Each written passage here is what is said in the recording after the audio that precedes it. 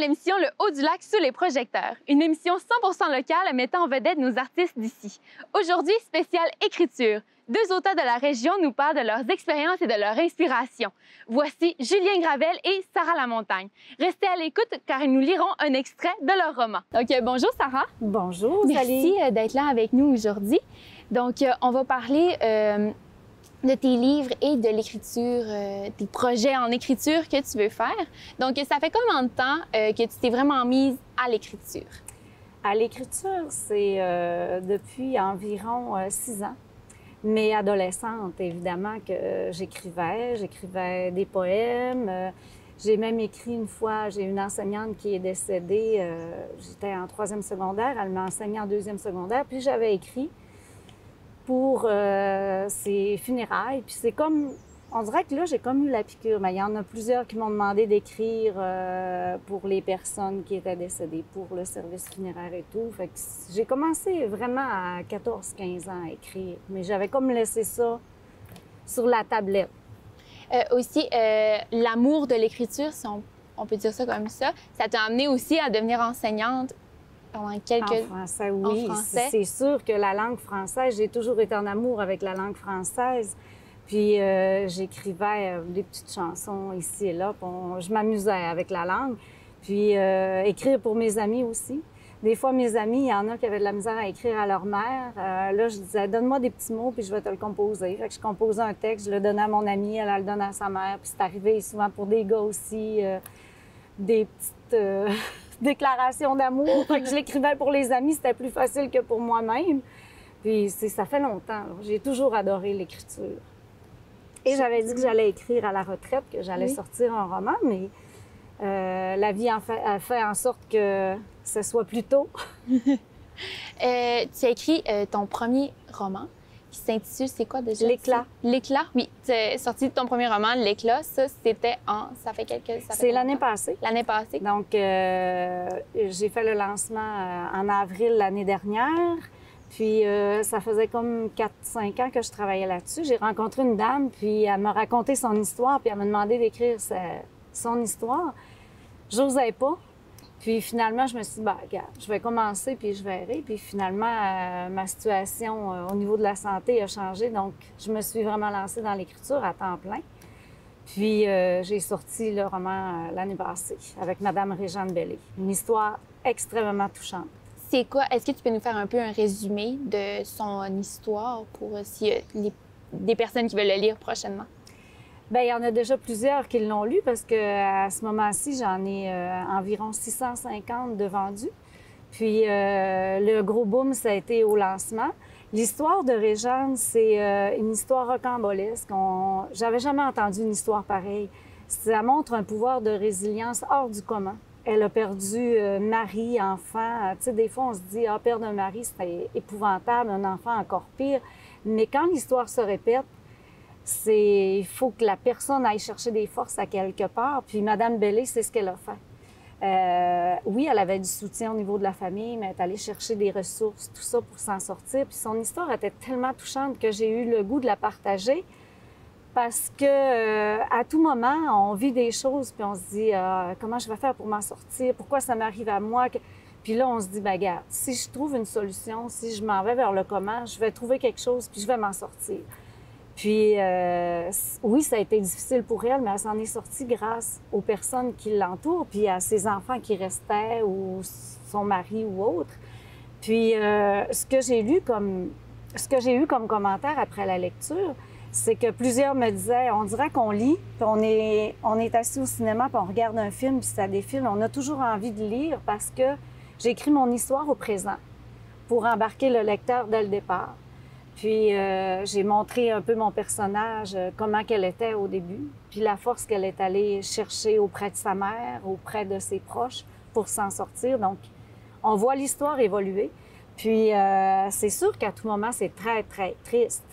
Sauf que quand on voit comment elle s'en sort, ça nous aide. Tu sais, je regardais des fois des ados qui me racontaient leur histoire, puis c'était épouvantable.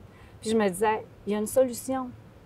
Oui, on a des personnes ressources autour, tu as de la famille, si tu n'as pas de famille, tu as des amis, sinon il y a des personnes qui sont payées pour t'aider. Donc, j'essayais toujours de trouver des solutions. Puis le roman, en fait, c'est ça. C'est aider les gens à aller essayer de trouver des solutions pour s'en sortir, puis montrer que oui, dans la vie, il y en a qui vivent des drames épouvantables, mais qui réussissent à s'en sortir. Donc, mes prochaines histoires, ce que je suis en train d'écrire, c'est... j'avais dit que moi, je voulais promouvoir la lecture chez les garçons. C'est ce que je faisais quand j'étais enseignante. Mais j'écris sur des histoires de chasse véridiques en changeant les noms. Parce que vous allez voir des histoires rocambolesques et vous allez dire « Ah, qui a fait ça? C'est impossible, c'est impossible. » Non, moi, j'enlève les noms pour éviter que les gens soient reconnus, mais tous les faits sont véridiques. Mais écrire l'histoire de quelqu'un d'autre, ça serait pas quelque chose qui pourrait être... Si, exemple, t'entends une histoire d'une certaine personne, ça va te donner le goût peut-être de réécrire un roman comme ça? Pour l'instant, non. Je veux aller vers autre chose. Puis en parlant des gens, de ce que les gens vivent, bien, j'accompagne des gens dans l'écriture, ceux qui sont incapables de dire les mots ou d'écrire. Je les rencontre pour qu'ils laissent un message à leurs proches, soit un message d'espoir, un message de pardon, un message d'amour, des choses qu'ils sont incapables de dire face à l'autre. Donc, je le fais en biais vers ces personnes-là, mais pas écrire un roman sur la vie de quelqu'un. Je veux vraiment aller vers... Rencontrer les gens, là, ça me fait un bien énorme. Puis je sais que eux, ça leur fait du bien aussi. Donc là, avec la pandémie, les personnes que j'ai pas pu les rencontrer, je le faisais par téléphone. Ils me disaient, bon, moi, je veux laisser comme héritage, j'appelle ça un héritage affectif. C'est d'abord le titre de mon projet, donc c'est un petit projet bénévole. Mais je dis un petit, mais pour certains, ça prend ça les vraiment... aide beaucoup, oui, là. Ça les aide. Puis, ce que je disais avec la pandémie, donc j'ai parlé avec des personnes au téléphone, puis ils me disaient qu'est-ce qu'ils voulaient laisser comme message à leurs enfants, à certains amis, ou il y a même certaines personnes qui m'ont demandé est-ce que tu peux écrire mon message qui sera lu à mes funérailles. Donc, je le faisais par téléphone ou en personne. Donc, ce que je fais, j'ai eu comme une première rencontre d'à peu près 1 heure. Je leur demande qu'est-ce qu'ils veulent dire, à qui ils veulent le dire. Je fais juste sortir quelques mots. Comme un petit brouillon Oui. ou un petit plan. Après ça, je le compose. Je leur fais relire et s'ils ont des corrections, ils me les apportent. Puis, je leur laisse. Mon nom ne figure à nulle part. Donc, c'est vraiment leur idée, mais moi, je le compose. Donc, c'est vraiment signé au nom de la personne, puis c'est strictement confidentiel. Donc, personne de la famille, au niveau des amis, personne n'est au courant que j'ai écrit pour eux ou autre. J'ai comme laissé, il y en a qui voulaient avoir une photo sur la lettre qu'ils laissaient à leur enfant. Donc, il y a une photo de la personne, une photo significative pour eux avec le message. Donc, c'est sûr que je leur dis, je vous ferai pas un roman, là. Tu sais, j'écrirai pas 25 pages. Si vous avez 4-5 enfants, donc je peux écrire un petit message à chacun. Il y en a qui ont laissé des messages aux petits-enfants. Donc, c'est d'une richesse extraordinaire, les rencontres que je fais. Mais ça, ce projet-là que tu fais après, ça a commencé après la sortie de ton premier roman. Oui, puis là, je me suis dit, c'est à l'automne. J'ai sorti le roman en avril, puis au mois de septembre, j'ai dit, il faut que je fasse autre chose. Puis, à tout en restant dans l'écriture. Tout en restant dans l'écriture, mais il y a une dame qui m'avait demandé d'écrire pour ses funérailles. Puis là, j'ai comme fait, ah, ben c'est ça. C'est ce que je vais faire. Je l'ai fait quand j'étais adolescente. Je l'ai fait à plusieurs reprises pour des amis, de la famille ou autre. Ben c'est ce que je vais faire. Je vais offrir ma plume pour laisser libre cours au message des personnes. Donc, merci beaucoup, Sarah.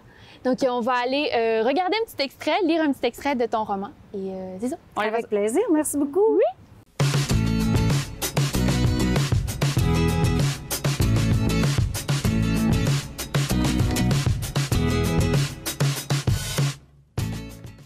Donc, pour vous inciter à lire la 4e de couverture, quand Réjeanne se marie pour une première fois et qu'elle mette au monde 2 enfants, elle ignore que la mort emportera son mari et sa fille en l'espace de 7 mois. Elle surmonte ses épreuves en s'accrochant à son fils Danny. Déterminée à retrouver l'amour et à fonder une nouvelle famille, elle se remarie. De cette union naît 2 garçons. Un drame vient la secouer à nouveau. Comment réussira-t-elle à survivre? La perte d'un conjoint est douloureuse et celle d'un enfant insupportable. Imaginez quand l'histoire se répète. Quand je ferme les yeux, j'imagine le crochet et ma fille. Quoi? Un crochet? C'est inconcevable, même si je sais que c'est l'objet dont ils ont besoin. Non, non, je pleure, je prie. En fait, je ne sais plus vraiment ce qui est réel. Comment vais-je faire pour attendre encore? Comment vais-je faire pour m'endormir? Impossible. Le temps est long, beaucoup trop long. Je n'ai plus de force. Je me pensais vide de larmes après la perte de mon mari. Mais là, on dirait que c'est encore pire. La maison est pleine de gens. Chacun essaie de me consoler et de sécher mes pleurs. Je suis une mère perdue qui imagine son enfant dans les eaux froides du mois d'avril et qui ne peut rien faire pour l'aider. Je gémis de douleur. Suzy, Suzy, ma fille! Je me revois à Chibougamau quand on essayait de retrouver mon mari. On cherche maintenant ma fille. Voyons comment y croire. 2 drames qui m'affligent en si peu de temps. Suzy, Suzy, qu'ai-je fait pour mériter ça? Je ne mérite pas ça. Mon mari, ensuite ma fille. Je laisse derrière moi un passé douloureux. Je suis consciente que j'ai parcouru un chemin sinueux et combien pénible pour une mère. Le départ cruel de mes 3 enfants me laisse une plaie profonde, mais le temps a cicatrisé ma douleur. Je suis soulagée que la vie soit bonne pour moi, aujourd'hui à 78 ans.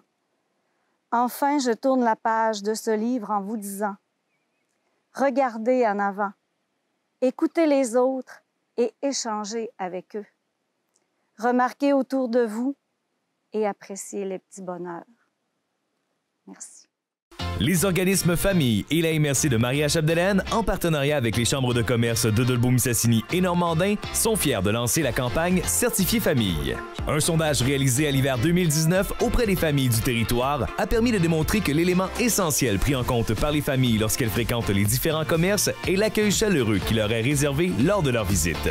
Un accueil chaleureux, c'est avant tout de s'assurer que tous les employés abordent les familles avec une attitude bienveillante. C'est aussi faire de petits gestes aussi simples que de donner accès aux toilettes sans obligation d'achat, autoriser l'utilisation du micro-ondes pour faire chauffer un biberon, permettre à une maman de s'asseoir dans un endroit calme pour allaiter, dégager les allées afin qu'une poussette puisse y circuler aisément. Les commerçants ou les responsables d'une organisation qui souhaite attirer et fidéliser une clientèle famille peuvent demander gratuitement la certification. Une vignette autostatique est visible chez les établissements qui se qualifient aux modalités suivantes. Une attitude positive et accueillante des employés envers les familles et les tout-petits et la poursuite des efforts pour améliorer l'accessibilité des familles. Vous souhaitez être certifié famille? Contactez-nous au 88 276 66 77. Surveillez les entreprises certifiées famille ou retrouvez-les sur les médias sociaux à l'aide du mot-clic Certifié Famille MC.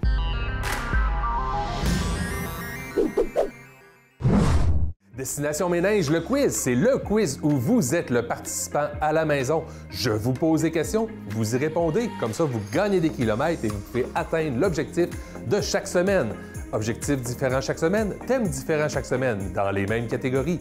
Maintenant, vous voulez vous préparer à ça? C'est simple, un papier, un crayon ou encore la feuille réponse sur le site de la Télé du Haut-du-Lac. À MaTV Saguenay-Lac-Saint-Jean cet automne, Destination Ménage, le quiz, on va avoir du fun.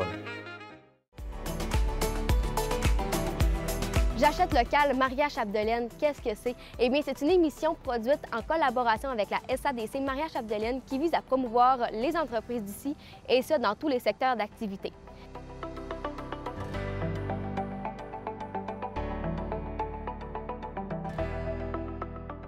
Ça se passe cet automne sur les ondes de MaTV Saguenay-Lac-Saint-Jean.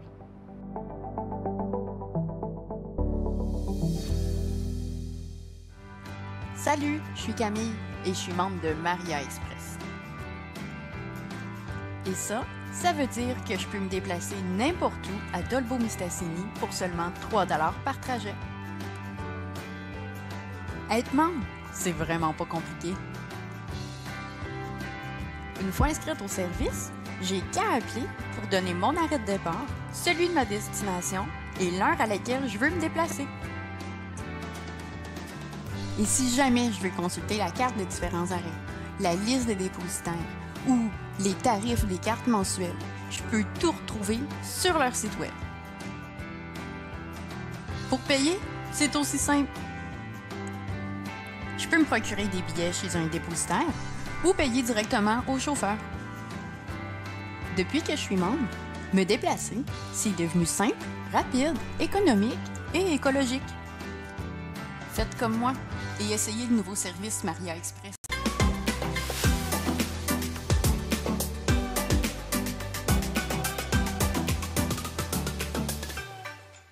OK, bonjour Julien. Bonjour. Merci d'être avec nous aujourd'hui.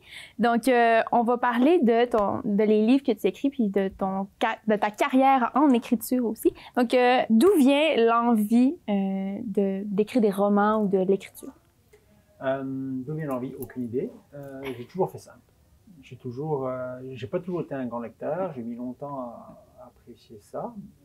Parce que quand on est petit, c'est une lecture obligatoire. C'est pas toujours fun. On choisit pas ce qu'on a envie de lire.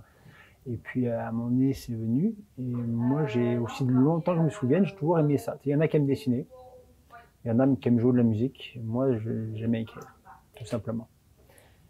Et au niveau de ma carrière, ça reste quelque chose d'assez récent, puisque la première fois où j'ai fait le saut pour essayer de me faire publier, c'était en 2012. Parce que écrire, c'est un projet de vie, puis vouloir se faire publier, c'en est un autre. Puis c'est pas parce qu'on écrit qu'on a envie de se faire publier, puis c'est pas parce qu'on rêve de se faire publier qu'on aime vraiment écrire. Le genre de livre que tu écris, les inspirations, ils te viennent de où? Les inspirations, moi c'est au Québec que j'ai commencé vraiment à écrire des projets littéraires. Avant, j'étais pas trop là-dedans, donc nécessairement ça a été la vie ici. Dernièrement, je me suis mis davantage à la littérature de genre puisque je fais du polar. Donc du polar, on appelle le country noir aux États-Unis. Donc l'idée c'est de faire, en fait c'est plus un roman noir qu'un polar. J'ai eu une bourse pour faire un projet qui impliquait de rencontrer le public et puis j'ai pas eu beaucoup de retours du public, tu sais, quand on a eu des événements qui ont été annoncés, à part à Girardville, là où je vis, ça n'a pas eu tant de succès, puis je me suis rendu compte qu'en fait, les gens ne savent pas ce que c'est que le noir alors qu'ils lisent des romans noirs. C'est-à-dire que le roman noir, c'est pas du tout un roman d'horreur ou surnaturel. Le roman noir, ça fait partie de la variété du grand genre qu'on appelle le policier. Donc quand on parle de roman policier, en général, on pense à un roman énigme. L'idée, c'est vraiment d'aller construire des profils psychologiques de gens qui sont très, très, très campés dans leur milieu et puis qui donnent l'occasion aux écrivains d'aller parler un petit peu de l'aspect moins lumineux de nos sociétés. Je peux donner un des livres, là, parce qu'on a la bibliothèque, j'ai pris un exemple, qui est un livre que j'aime beaucoup. Dans ce livre, Brian Panovich s'intéresse à la Géorgie, dans les Appalaches, les petites vallées, dans lequel il y a des gens qui pourraient nous ressembler, qui sont des gens qui vivent dans un univers rural, qui chassent, qui pêchent. Il y a vraiment une composante réaliste, et puis le roman noir a des origines, que je dirais un peu nobles, parce que la littérature de genre, en général, dans le monde littéraire, ce qu'est littérature de genre, quand on dit que c'est un policier, c'est une chick-lit ou quoi que ce soit, c'est systématiquement dévalorisé. Mais les origines du roman noir, elles sont assez nobles. Des gens comme Balzac, Zola, c'est clairement un des ancêtres du roman noir, et puis c'est un roman qui s'est beaucoup développé aussi aux États-Unis, puis il y a d'autres ancêtres qui sont importants. Quand on dit ancêtres, ça remonte pas il y a très très longtemps. Mais on n'entend pas souvent parler de ce genre littéraire-là. On entend plus souvent parler comme science-fiction, fantastique, tout ça. Le noir, c'est quelque chose qui n'est pas très connu ici. C'est ce qui se lit le plus aujourd'hui, quasiment. Peut-être pas le genre qui se lit le plus, mais peut-être dans... On s'en rend pas compte que c'est ça. Exactement. Tu sais, les Michael Connelly, toutes les histoires qui se passent à Los Angeles, les James Ellroy, tout ça c'est du noir. C'est du noir qui est très, très populaire, qui se vend énormément, et c'est pas pour rien que toutes les grandes maisons d'édition, aujourd'hui, ont une collection noire. C'est parce que ça se vend très bien, et la plupart des gens lisent du noir.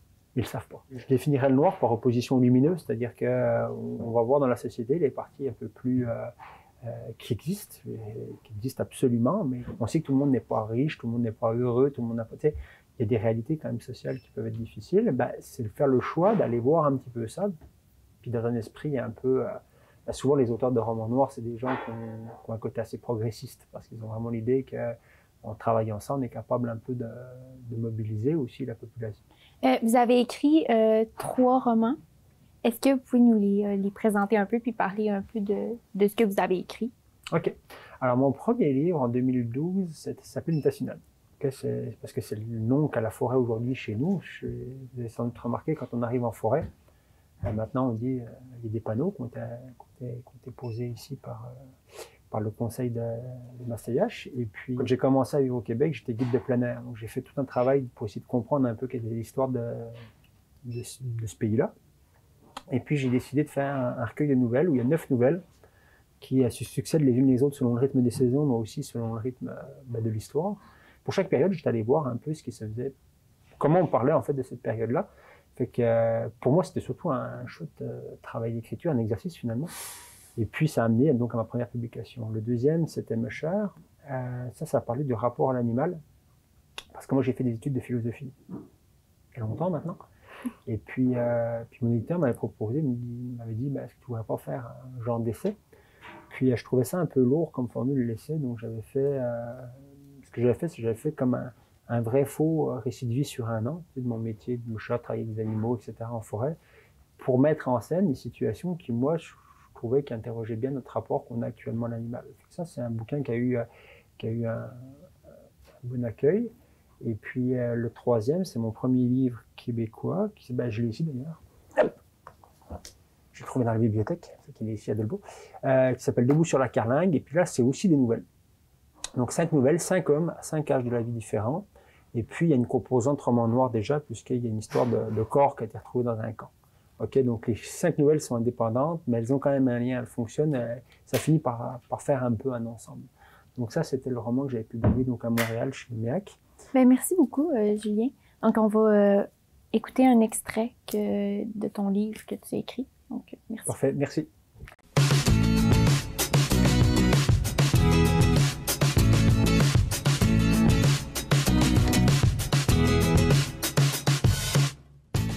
Assis dans la salle claire des urgences, je me sentais stupide.